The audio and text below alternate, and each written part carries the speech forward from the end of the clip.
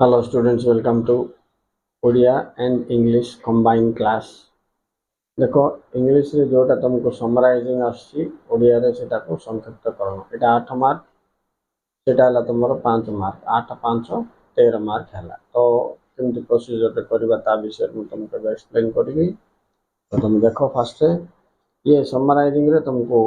format एमिति थिबो पिला ड्राफ्ट समरी फाइनल समरी करबो किंतु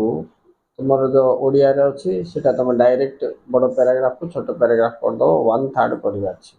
माने 300 पद देथियो बोले 1/3 बोले 100 पद रे तुम सेटा को ये करबा अछि मुख्यांश जाको काटी करी तमे से हिसाब रे सजेगी बड़ पैराग्राफ को छोट पैराग्राफ करबो नेकी कला बेल को तुम देखो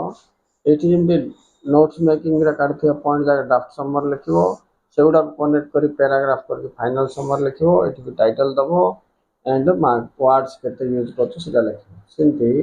ओडिया रे भी तुम कला बेल को कोन करबो स्टेप्स देखो टाइटल गुटे देला परे छोट पैराग्राफ कर दबो तो आई रे steps Nebo read the paragraph भलो कि पढी तार भावार्थ संग्रह करिवो राइट तापरे तार साइज को रिड्यूस करिवो ले राइट नीटली लिखला बेल को नीटली लिखिवो टाइटल ता देछि मु इठी टाइटल दे दो ओके तो सब बेले देखुथबो जे की पॉइंट्स कोन कोन अछि से की पॉइंट्स हिसाब रे तमे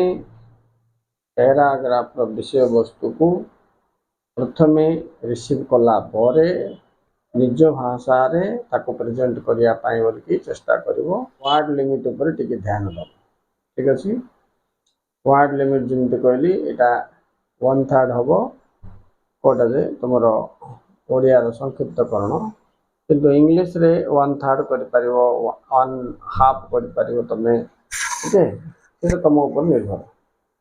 तुम नॉलेज ऊपर निर्भर से जिंते करि पारे मतलब फॉर्मेट केनथि बात देखो इंग्लिश रे ड्राफ्ट समरी फाइनल समरी आउ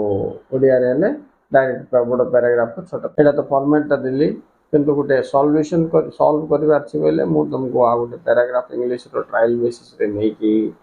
ताको इमबळे काढिवार केमति कौन कौन जिनस को आम माइनस कर ये सब जिनस एक्सप्लेन करी okay students thank you very much for watching please like and subscribe